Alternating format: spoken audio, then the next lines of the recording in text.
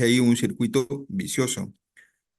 Hemodinámicamente, nosotros podemos definir de que ese shock cardiogénico es un cuadro de inestabilidad hemodinámica aguda, que puede ser el resultado no solamente de un factor de trastorno de motilidad del ventrículo izquierdo, sino también, aparte de la función miocárdica, también se puede ver alterada las válvulas del corazón, el sistema de conducción, el pericardio, ¿sí?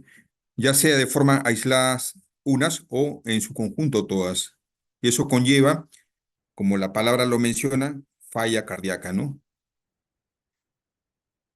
Existe una clasificación de Forrester, la cual toma dos parámetros.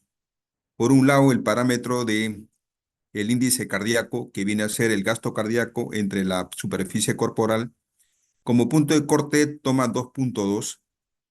Aquellos pacientes que tienen un índice cardíaco mayor de 2.2 son aquellos pacientes que se sienten calientes, con las manos tibias, que no tienen alteración del sensorio,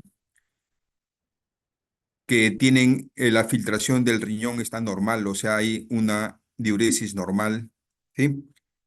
Pero sin embargo, aquellos pacientes que tienen menos de 2.2, o sea, 1.5, 1.8, 1, 0.8, 0.9, entonces ahí nosotros vemos síntomas de hipoperfusión.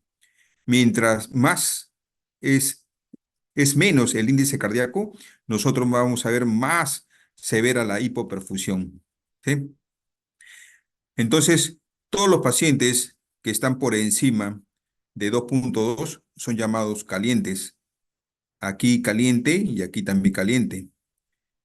Y lo que es menos de 2.2 son llamados los fríos. Aquí frío y aquí frío, ¿sí? Y por otro lado, el otro parámetro hemodinámico es la presión de cuña. Entiéndase que la presión de cuña refleja de que en el pulmón hay una congestión pulmonar, de que no se desarrolla el intercambio gaseoso, porque no hay un buen flujo a nivel de los capilares, porque en el intersticio del alvéolo hay un edema, porque el exudado o transudado ha pasado hacia el alvéolo y no puede ver ese intercambio gaseoso. Entonces el paciente tiene síntomas de congestión pulmonar, como disnea, no tolera el decúbito, intolerancia al decúbito, ortopnea, ¿sí? Cuando uno les ausculta al paciente tiene crepitantes en ambos lados. En la radiografía observamos pues una congestión pulmonar en forma de mariposa en los campos pulmonares y a veces inclusive ya llega el paciente a que el murmullo vesicular no pasa en la base de los pulmones. Eso nos refleja de que hay un derrame pleural evidente. Entonces, mientras la presión de cuña, como su punto de corte es 18, pero que ahora se asume que es 15 porque ha bajado, entonces mientras es más alto, nosotros vamos a decir que hay más congestión pulmonar. Pero si es menor de 15, entonces a estos pacientes, menor de 15, le vamos a decir que los pacientes están secos. Y mayor de 15, los pacientes están húmedos. Entonces acá vamos a tener frío húmedo, aquí vamos a tener frío seco, aquí vamos a tener caliente seco y aquí vamos a tener caliente húmedo. Así está, así como acá. El grupo A, el grupo B, grupo L y el grupo C. Caliente seco, caliente húmedo, frío seco y frío húmedo. Los pacientes en este cuadro que son secos, ¿sí? Pero que son fríos, perdón, que son secos fríos, son aquellos pacientes en shock hipovolémicos, aquellos que necesitan volumen, que solamente con el volumen se soluciona su problema. En cambio, en este grupo son aquellos que están en edema agudo de pulmón. Ellos no necesitan mucho volumen. Ellos necesitan un nitroprusiato o necesitan una nitroglicerina. Estos grupos de pacientes generalmente cursan con hipertensión arterial. En cambio, este grupo frío húmedo son aquellos que le denominamos nosotros shock cardiogénico. Estos cursan con hipotensión, cursan con hipotensión. Ellos necesitan inotrópico para ayudar a la bomba y vasoconstrictores para ayudar al volumen que salga a la parte central, ¿sí? Para que aumente la presión arterial. Entonces, este grupo es el que nosotros estudiamos ahora, el shock cardiogénico.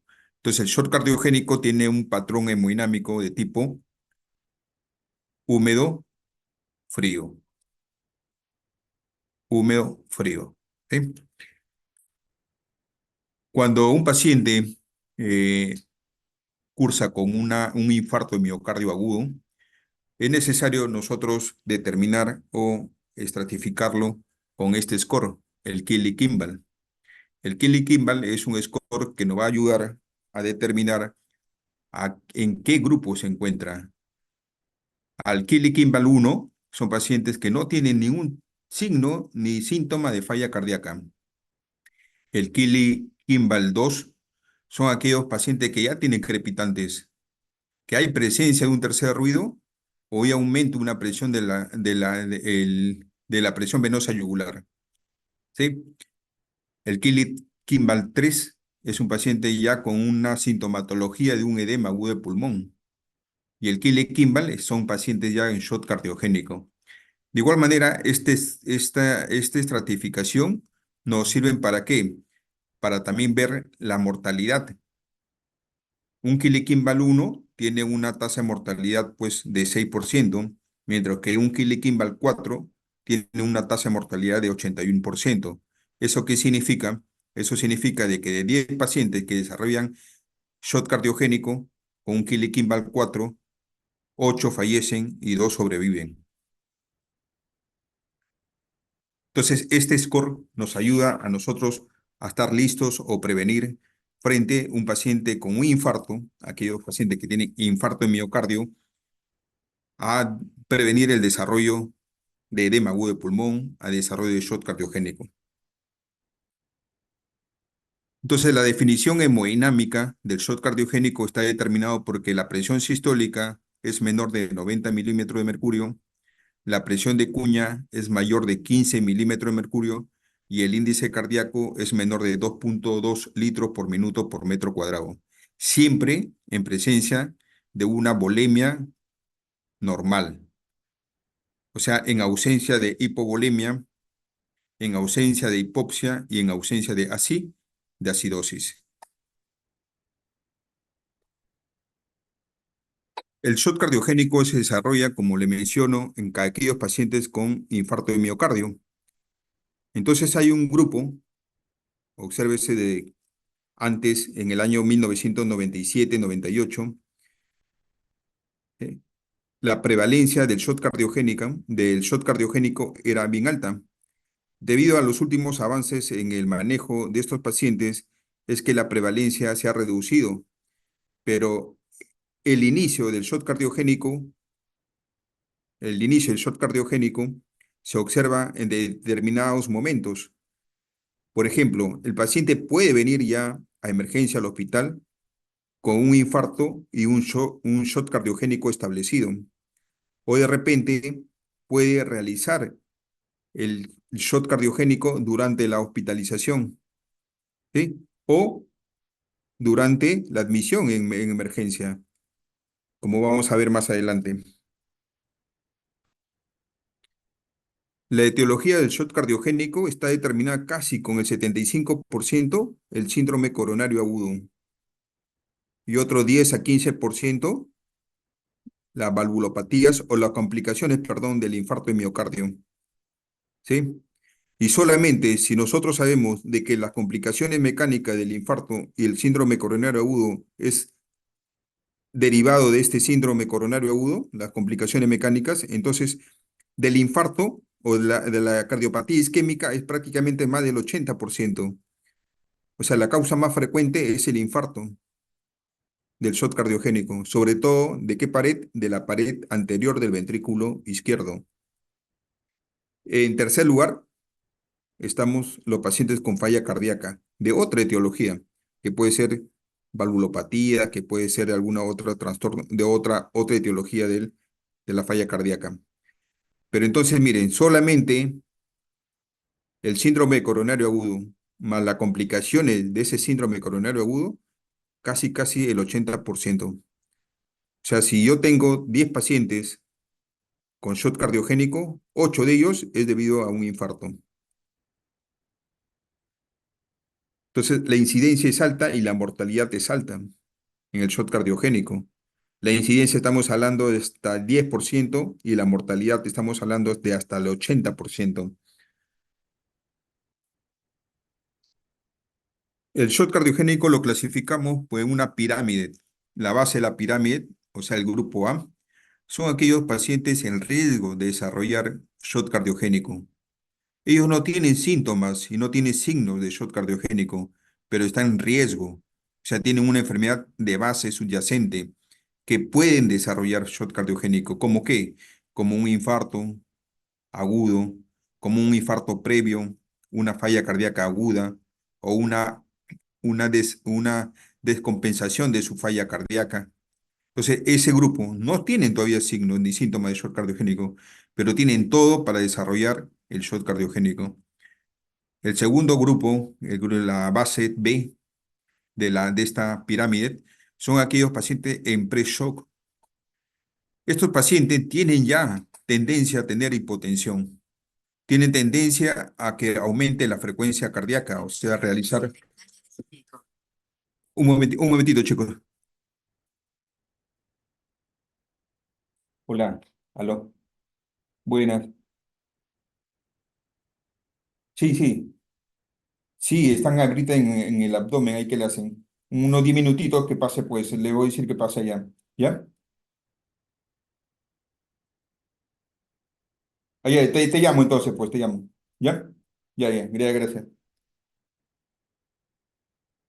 Entonces, chicos, miren, escuchen, el pre-shock, el que está empezando al desarrollo del shock cardiogénico, son aquellos pacientes que ya tienen tendencia a la hipotensión o están desarrollando una taquicardia compensatoria porque la presión se está bajando, pero no tienen síntomas de hipoperfusión. O sea, su sensorio está normal, filtran el riñón normal, no están fríos, no están los miembros distales, no están pegajosos, sudorosos, ¿no? O sea, no tiene síntomas de hipoperfusión. En el grupo C es aquel shock cardiogénico clásico, ¿sí? Son aquellos que ya están con todos los criterios hemodinámicos, clínicos o paraclínicos de un shock cardiogénico. El grupo D son aquellos pacientes que a pesar de que sabemos que está con un shock cardiogénico clásico, pero que le estamos dando todo el soporte, pero tienen una evolución tórpida, tienen una evolución desfavorable, ¿no? No hay una mejoría. Entonces son en este grupo, el grupo D. Y el grupo E es el shock cardiogénico extremo. Es aquel paciente que ya necesita una asistencia ventricular diferente, quizás un ECMO, quizás un Impela, ¿sí? O aquellos pacientes que prácticamente ya van a un lado de paliativos o una indicación ya de trasplante cardíaco, ¿no?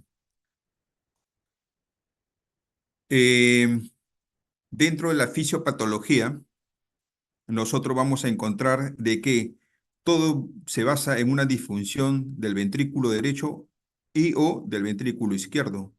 Esto conlleva una disminución o un débil o un bajo gasto cardíaco.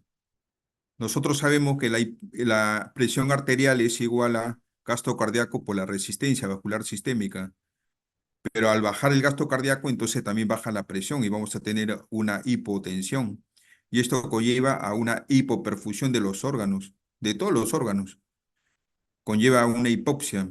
Si la hipopsia se desarrolla en el cerebro, nosotros vamos a tener trastornos de la conciencia, inclusive hasta el síncope, ¿sí? Pero nosotros sabemos por fisiopatología ahora de que esta disfunción del ventrículo izquierdo y del ventrículo derecho,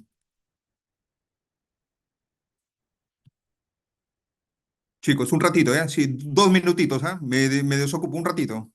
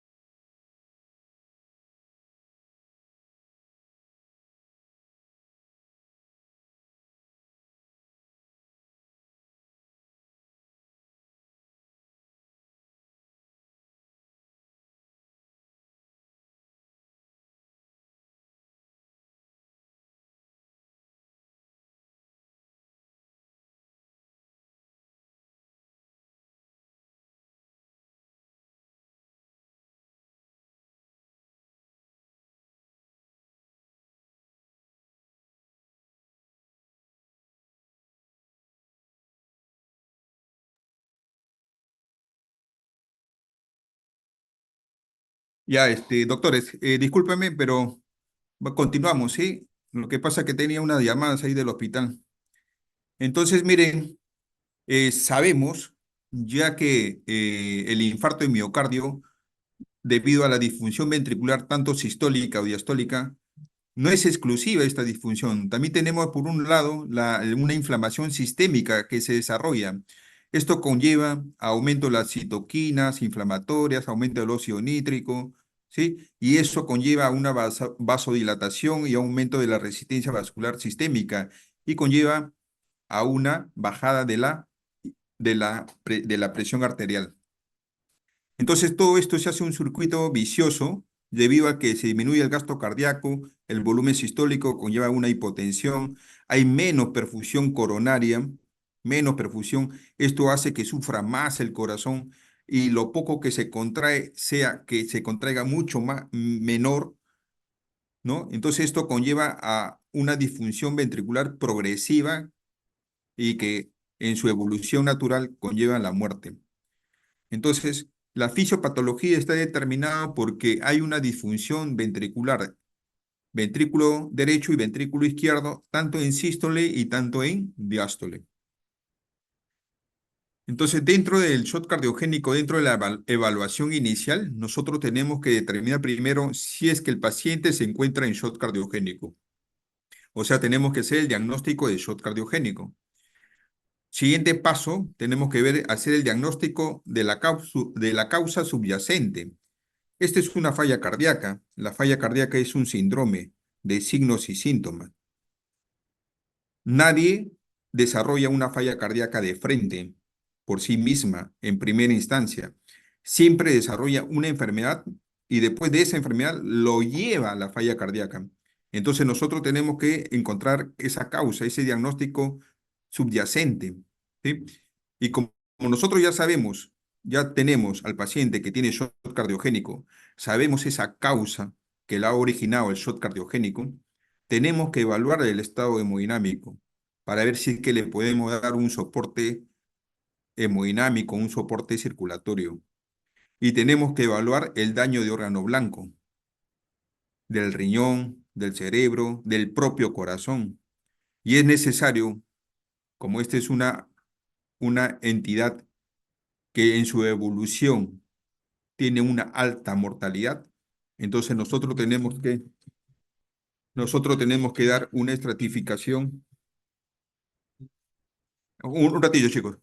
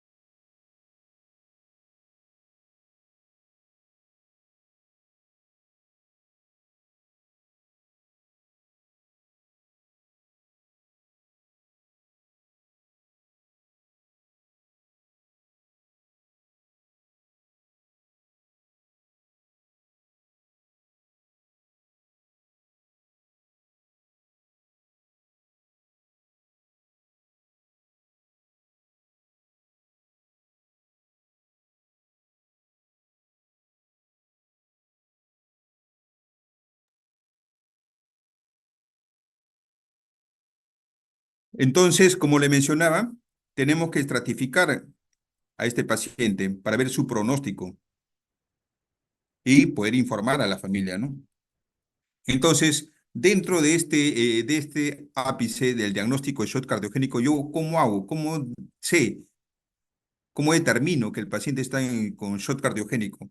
Entonces, para eso nosotros tenemos criterios hemodinámicos que tiene que tener una presión sistólica menor de 90, el índice cardíaco tiene que ser menor de 2,2, la presión de cuña tiene que ser mayor de 15, y agregado eso yo puedo tener una PVC mayor de 10 o una resistencia vascular periférica mayor de 1600 dinas. Suficiente que cumpla estos tres primeros para yo determinar que hay criterios hemodinámicos de shock cardiogénico. Pero también tengo que tener la evidencia de que el paciente está con hipoperfusión. Y la evidencia puede ser clínica, cuando yo observo que el paciente tiene alteración del estado mental, hay mal relleno capilar periférico, hay una oliguria, o sea, la diuresis es el índice es ser menos de 0,5 milímetros por kilo por hora, y que el lactato sea mayor de 2,2 milimoles, y que la saturación venosa mixta sea menor del 65%. Entonces, yo tengo los criterios hemodinámicos, que suficientes son estos tres para hacer el diagnóstico, y la evidencia de hipoperfusión tengo que tener. Y por tercer punto, yo tengo que buscar la cardiopatía que ha predispuesto el desarrollo de este shock cardiogénico. Entonces, tengo que tener la presencia del cardiólogo.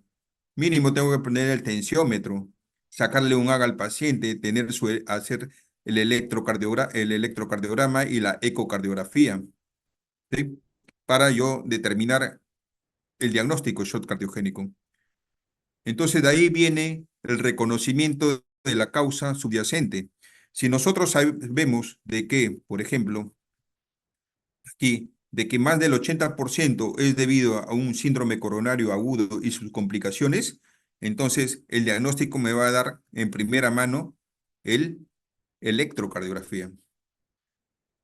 Para todo paciente con un síndrome coronario agudo complicado por shock cardiogénico, ¿no? Se recomienda inmediatamente realizar una cinecoronariografía. Si yo tengo en el electro del paciente un supra del ST, como observamos acá, entonces ya tengo la indicación o la obligación, la necesidad de ingresarle a cateterismo cardíaco al paciente, abrir la coronaria y que perfunda bien el corazón, el músculo cardíaco, ¿sí? La otra causa, dicen las complicaciones mecánicas del infarto. Las complicaciones mecánicas del infarto están determinadas por la rotura de la pared libre del ventrículo izquierdo, por la rotura del septum interventricular, por la rotura de los músculos papilares de la válvula mitral, por la presencia de aneurisma o de un pseudoaneurisma del ventrículo izquierdo. Entonces, todo eso yo lo tengo que hacer con un equipo, el ecocardiógrafo. Aquí, por ejemplo, observamos una complicación mecánica, que es la rotura del septum interventricular. este es el ventrículo izquierdo, este es el ventrículo derecho, aquí hay una rotura. El flujo pasa del ventrículo izquierdo de mayor presión hacia el ventrículo derecho de menor presión. ¿Sí? La rotura de la pared libre se realiza porque se desarrolla sobre todo cuando hay un infarto en la pared anterior del ventrículo izquierdo y pasa la sangre del ventrículo izquierdo hacia la cavidad del pericardio y va a haber taponamiento cardíaco o derrame pericárdico masivo y el paciente fallece. ¿Sí? Como aquí. Aquí tenemos una muestra, un macro, donde observamos la pared anterior del ventrículo izquierdo prácticamente con un defecto. Y de igual manera, en el eco, nosotros vamos a determinar una insuficiencia mitral aguda con el aparato valvular dañado prácticamente, los músculos papilares rotos o las cuerdas tendinosas rotas. Todo esto con el ecocardio, ¿no? También nos puede ayudar la resonancia, la ventriculografía, la cintigrafía, las biopsias, nos puede ayudar para determinar la causa subyacente del shock cardiogénico. Entonces, miren, hasta el 15% de los pacientes con un infarto están asociados a un shock cardiogénico. El 50% de los pacientes con shock cardiogénico se asocian a enfermedad coronaria multivaso. Eso quiere decir que tienen muchas lesiones en la coronaria derecha, en la circunfleja y la descendente anterior. La mortalidad en la era de prerrevascularización miocárdica temprana, o sea, antes de que se hacía el PCI o la intervención coronaria primaria percutánea, la mortalidad es alta, ¿no? En el shock cardiogénico, como le menciono, hasta el 80%. Ya todas las guías, ya todas las guías, tanto europeas y americanas, mencionan de que cualquier paciente con shock cardiogénico debe ser referido y debe ser monitorizado en una unidad especializada, la unidad coronaria, 24/7, y donde tengan inclusive, por cualquier momento, sea necesario intervenir llevarlo a una sala de hemodinamia para hacerle un cateterismo y para darle soporte ventricular mecánico.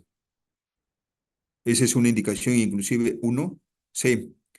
Y todo paciente con con un síndrome coronario agudo complicado con un shock cardiogénico es obligado a hacer una angiografía coronaria dentro de las 2 primeras horas desde que ingresa al hospital.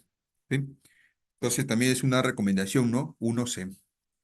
Entonces, mire el papel del electrocardiograma en el shock cardiogénico. Entonces, si nosotros tenemos un paciente, le realizamos el electro, y en el electro vamos a observar que hay un supra del ST, entonces tendrá la indicación de un cateterismo con una angioplastía al breve plazo, una PCI, o sea, una intervención coronaria percutánea temprana, primaria. Si nosotros tenemos un infradesnivel del ST o cualquier otra alteración en el ST o la onda T, entonces nosotros tenemos que considerar que estamos frente a un infarto ST no elevado. ¿Sí? Ahí tenemos que estratificar con el GRACE 2.0, si es de alto riesgo, si es de mediano riesgo o si es de bajo riesgo. Si es de alto riesgo, tiene toda la indicación de un cateterismo cardíaco, como si fuese un ST elevado. ¿Sí? Pero si es de bajo riesgo, de repente tenemos todavía tiempo para manejarlo al paciente, para estabilizarlo al paciente y después entrar a cateterismo cardíaco. Pero sin embargo, si hay otras alteraciones en el electro y hay alguna arritmia o una taquiarritmia, de repente el paciente necesita una cardioversión y con esa cardioversión se resuelve el shock cardiogénico. O de repente está con una bradiarritmia, necesita un marcapaso y con ese marcapaso se resuelve el shock cardiogénico. Entonces, miren, en todos los pacientes con sospechas de shock cardiogénico, inmediatamente el EKG y el ecocardiograma está recomendado. 1C. El tratamiento del shock cardiogénico está determinado porque vamos a usar vasopresores y inotrópicos e inotrópicos. El vasopresor que nosotros usamos en primera línea es la noradrenalina. Esto, su mecanismo es sobre todo en los receptores alfa 1, también el beta 1. Aumenta la presión a expensas del gasto cardíaco, ¿no? No influye mucho en la frecuencia cardíaca o a veces disminuye. La dosis terapéutica es de 0,5 a 1 microgramo por kilo por minuto. Eso se hace con bomba infusoria a infusión continua. El otro vasopresor o inotrópico es la dobutamina, que esta dobutamina, su mecanismo, los receptores a nivel del B1. Y esta aumenta no tanto en la presión, sino aumenta en el gasto cardíaco por la frecuencia cardíaca va aumentando. Su dosis terapéutica es de 2 a 20 microgramos por kilo por minuto. Otro medicamento que nosotros usamos bastante en el hospital es el levosimendan. Es un sensibilizador de calcio. Su dosis terapéutica es de 0,5 a 2 microgramos por kilo por minuto. También todo en bomba infusoria. Antes nosotros usábamos dopamina bastante, pero la dopamina es una sustancia bien arritmogénica. Paciente entraba en, el paciente entraba en 5 minutos. El paciente entraba en taquicardia, hacía extrasístoles ventriculares aisladas, después hacía tripletas, después entraba a una TB no sostenida y después a una TB sostenida. Ya se ha dejado de usar esta dopamina. Todas las guías recomiendan el uso de la noradrenalina y la de la dobutamina. En casos especiales o extremos, nosotros usamos la vasopresina. Es un medicamento muy caro, no muy acceso directo, pero en últimas instancias nosotros podemos usar la vasopresina. Estos son algunos equipos de asistencia. Por ejemplo, este es el balón de contrapulsación.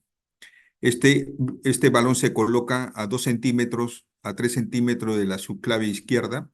El balón se infla en diástole, permitiendo de que toda la sangre que está en la aorta ascendente, en el arco aórtico, regresa al corazón e ingresa a la coronaria a perfundir a las coronarias. Este es el Impella, es un catéter que llega hasta el ventrículo izquierdo a través de la válvula aórtica y cuando el ventrículo izquierdo se contrae, este dispositivo aspira la sangre y lo expulsa hacia la circulación mayor. Y esto es un ECMO, es un corazón artificial externo, ¿no? El pronóstico nosotros en el servicio determinado por este score, que es el de Barcelona, tiene varios puntos. La edad mayor de 75 le damos un punto. Si hay una confusión durante el examen primario, le damos un punto. Si hay antecedente de un infarto previo a una revascularización quirúrgica, un punto. Si la etiología es un síndrome coronario agudo, otro punto. Si la fracción de eyección es menor de 40%, un punto. Y según la dosificación del lactato, si es más de 4 milimoles por litro, le damos 2 puntos. Y la fracción, la filtración del riñón, si es menor de 30, le damos 2 puntos. Estos máximos suman 9 puntos. Cuando el paciente tiene 9 puntos, la mortalidad es 100%. Yo creo que eso es suficiente. Y si hubiese alguna pregunta, estaría ya no a responderle. Si no, muchas gracias por la asistencia, por haberme escuchado. Hasta la próxima sería. ¿Hay alguna pregunta?